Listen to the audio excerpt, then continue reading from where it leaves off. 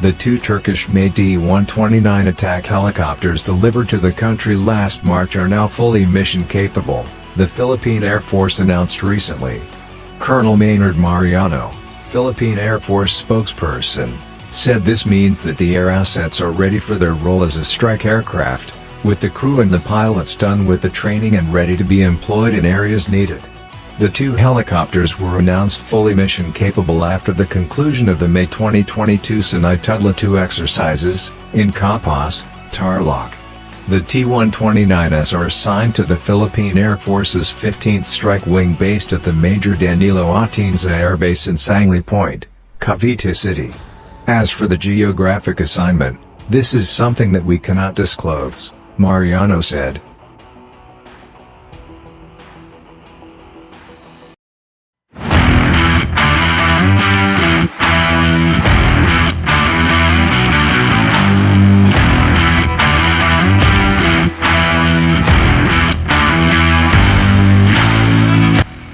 The first two T129s arrived in Tarlac Air Base, Pampanga last March 9. A total of 6 T129s were ordered from the Turkish Aerospace Industries. Mariano stated that the ATAK helicopters from Turkey are expected to augment the Philippine Air Force's surface strike system and will be used for close air support for ground troops and armed surveillance and reconnaissance. The T129 is a dedicated ATAK helicopter, much like the Bell AH-1S Cobra. This new system will complement the several surface strike systems of the Air Force and will be another game-changer in support to the numerous missions of the AFP, Mariano added. The T129 is a twin-engine, tandem seat, multi-role, all-weather ATAK helicopter based on the Augusta A129 Mangista platform and is designed for advanced attack and reconnaissance missions in hot and high environments and rough geography in both day and night conditions. The T129B is armed with a 20mm Gatling gun, and can carry a payload of maximum 8 ATGMs, 16 Surrey missiles,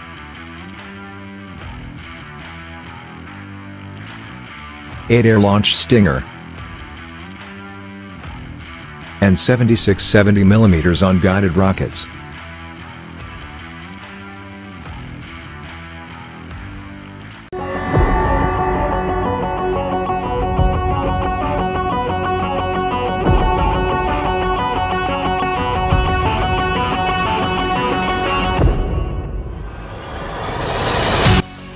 The total contract price for the 6 units of T129 helicopters is 13.7 billion Philippine pesos, of which logistics support and pilot and crew training in Turkey are included, Mariano added.